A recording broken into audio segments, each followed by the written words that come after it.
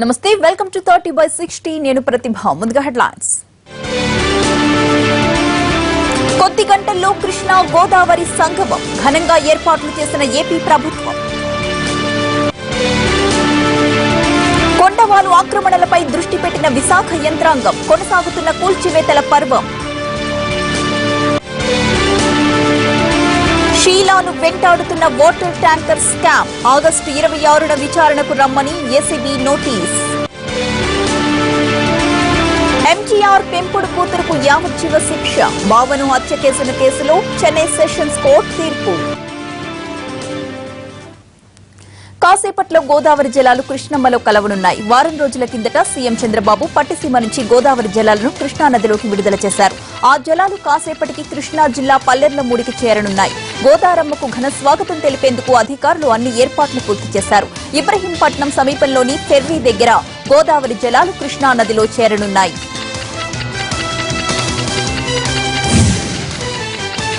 CM KCR governor నరసింహన్తో సుదీర్ఘంగా భేటీ అయ్యారు. రేపు ఢిల్లీ వెళ్లనున్న కేసీఆర్ హస్తిన టూర్ పై ప్రధానంగా చర్చించినట్లుగా తెలుస్తోంది. ఢిల్లీలో ఎల్లుండి జరిగే ముఖ్యమంత్రుల సమావేశానికి కేసీఆర్ హాజరు కానున్నారు.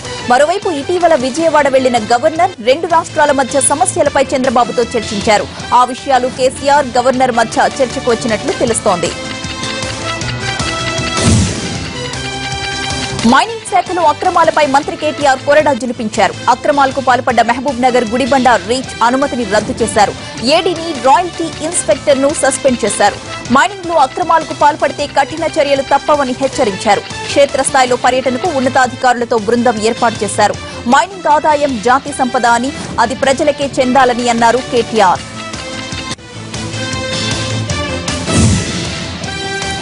మహబూబ్ నగర్ జిల్లాలో ప్రాజెక్టులపై టీజేఏసీ పోరుబాట పట్టింది. ఈ నెల 21, 22 తేదీల్లో పాలమూరులోని ప్రాజెక్టులపై అధ్యయనం చేయాలని స్టీరింగ్ కమిటీ సమావేశంలో నిర్ణయం తీసుకున్నారు.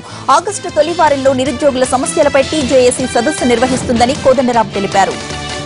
ఇంకోవైపేమో దాని మీద పడ్డ నీళ్లన్నీ ఇళ్లలోకి వచ్చి ఆ మట్టితో కొట్టుకొని వచ్చి ఇళ్లలో విపరీతమైన బురద నిండుతున్నది. ఈ రకమైనటువంటి భూసేకరణ వల్ల వాళ్ళు తీవ్రమైనటువంటి సమస్యలను ఎదుర్కొంటున్నారు. కాబట్టి ఏంటంటే ఈ మొత్తము నిర్వాసితులు భూసేకరణలో ఇమిడి ఉన్నటువంటి చిక్కులు సమస్యలు అన్నింటినీ కూడా మేము ఈ క్రమంలో అధ్యయనం చేసినాం. ఇంకా 1-2 ప్రాంతాలు మిగిలి ఉన్నాయి. అవి కూడా కంప్లీట్ చేసి వెంటనే దానిపైన ఒక 15 రోజుల్లో ఒక నివేదికను కూడా పూర్తి చేయాలనే ఆలోచనతో ఉన్నాం. ప్రభుత్వ పథకాలను ప్రజలకు చేరువ చేసేందుకే ఇంటింటి సర్వే చేస్తున్నామని స్పష్టం చేశారు డిప్యూటీ సీఎం కేఈ కృష్ణమూర్తి. పాలనను మరింత పారదర్శకంగా అందించేందుకు కృషి చేస్తున్నామని, రాష్ట్రంలో భూముల రీసర్వేకు 452 కోట్లు అవసరమని అన్నారు. భూములు డిజిటలైజేషన్ చేయడానికి కేంద్రం సుముఖంగా ఉందని తెలిపారు కేఈ.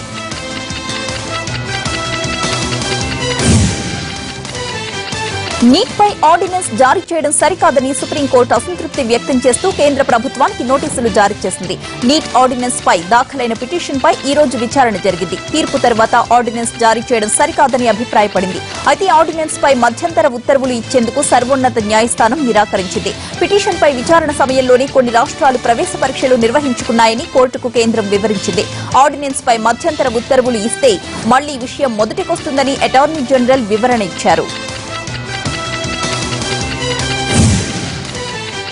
ఏపీ 10th సప్లిమెంటరీ ఫలితాలను విడుదల చేసిన మంత్రి గంటా శ్రీనివాసరావు టీచర్ల డిప్యూటేషన్లపై సుప్రీం తీర్పును అమలు చేస్తామన్నారు. స్కూల్ మేనేజ్మెంట్ కమిటీలకు ఎన్నికలు నిర్వహిస్తామన్న గంటా ఈ నెల 20న స్కూల్ మేనేజ్మెంట్ కమిటీల ఎన్నికకు నోటిఫికేషన్ విడుదల చేస్తామని చెప్పారు. అలాగే 26న ఎన్నికలు నిర్వహిస్తామని అన్నారు గంటా.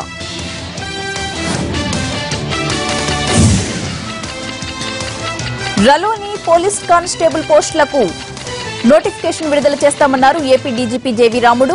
కర్నూలు నగరంలో పర్యటించిన ఆయన ఏపీ ఎస్పీ 2వ బెటాలియన్లో 3 కోట్ల రూపాయలతో నిర్మించనున్న సిఐడి కార్యాలయానికి భూమి పూజ చేశారు. అనంతరం మొక్కను నాటారు. ఒకేసారి ఎక్కువ మందికి శిక్షణ ఇచ్చేందుకు సరైన మౌలిక వసతులు లేవన్న ఆయన మొదట కొన్ని పోస్టులు మాత్రమే భర్తీ చేస్తామన్నారు.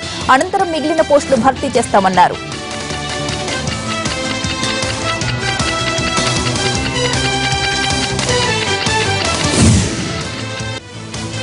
గోదావరి పుష్కరాల్లో చంద్రబాబు ప్రచార ఆర్భాటాలకు 30 మంది బలయ్యారని ఆరోపించారు వైసీపీ ఎమ్మెల్యే పార్థసారథి.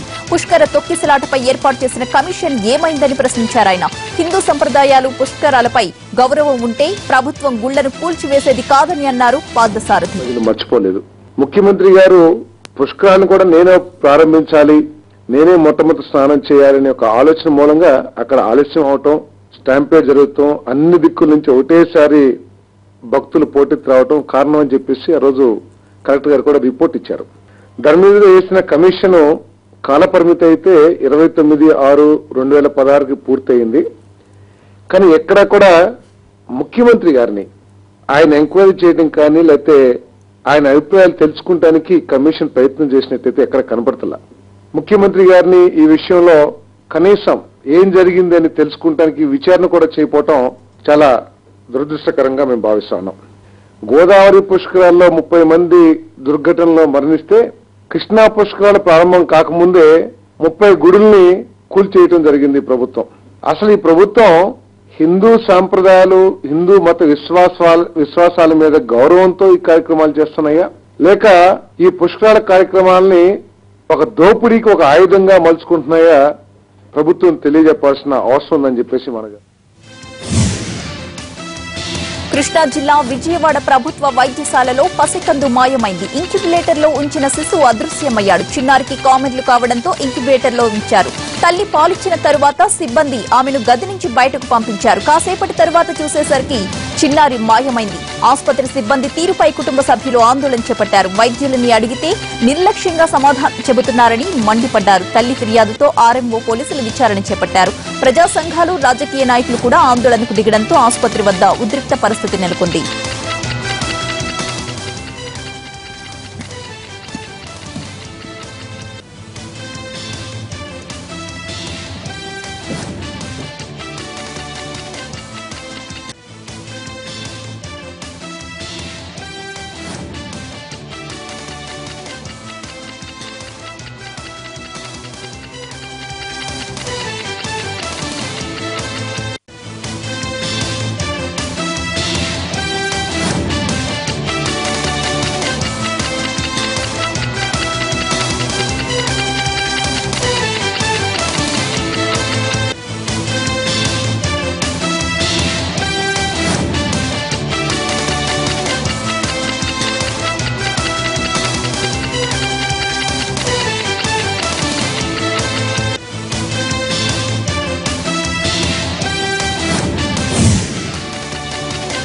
బుల్లితెర నటి శ్రీవాణి తన అన్న భార్యపై దాడి ఘటన వివాదాస్పదమవుతోంది. రంగారెడ్డి జిల్లా పరిగిలో 6 కోట్ల రూపాయల విలువైన వారసత్వపు ఆస్తి కోసం శ్రీవాణి హంగామా చేసింది. అన్న చనిపోగానే అతని ఆస్తిని స్వాధీనపరచుకోవడానికి రంగంలోకి దిగిన శ్రీవాణి వదినను ఇంటి నుంచి తరిమేసే ప్లాన్ వేసింది. ఫస్ట్ హాఫ్ అంతా అనుకున్నది అనుకున్నట్లుగానే సాగింది. కానీ ఇల్లు కూలగొట్టగానే వివాదం మొదలైంది. అమ్మడి స్పీడ్ ని చూసి బిత్తరపోయిన ఆమె వదిన పోలీస్ కేసు పెట్టింది. ఊరి జనం కూడా వదినకే మద్దతుగా నిలబడుతున్నారు. టీవీ ఆర్టిస్ట్ వేధింపులకు దిగుతోందని విమర్శిస్తున్నారు. అయితే ఇందులో తన తప్పేమీ లేదంటోంది ఆమె వాదన. రాష్ట్రంలోని సమస్యలపై చర్చించేందుకు వెంటనే అసెంబ్లీని సమావేశపరచాలని డిమాండ్ చేసింది తెలంగాణ కాంగ్రెస్. స్పీకర్ మధుసూదనాచారికి రాసిన లేఖను అసెంబ్లీ కార్యదర్శి రాజసదారాంకు అందజేశారు ఎమ్మెల్యేలు. సాగునీటి పథకాల్లో అక్రమాలు జరుగుతున్నాయని, వాటిని ప్రజలకు వివరించేందుకు అసెంబ్లీలో పవర్ పాయింట్ ప్రెజెంటేషన్ కు అవకాశం ఇవ్వాలని స్పీకర్ ని కోరింది టీ కాంగ్రెస్.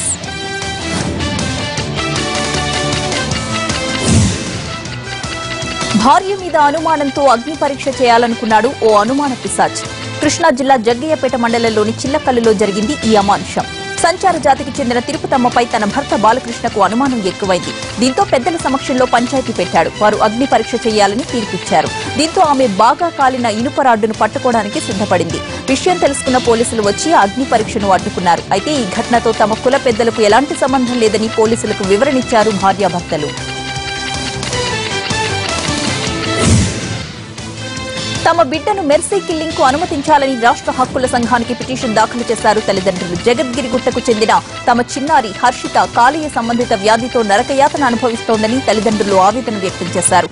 ఆమెకు ఆ నరకయాతన నుంచి విముక్తి కల్పించాలి అంటే కారుణ్య మరణానికి అనుమతి ఇవ్వాలని హెచ్ఆర్సీకి తల్లిదండ్రులు విజ్ఞప్తి చేసుకున్నారు.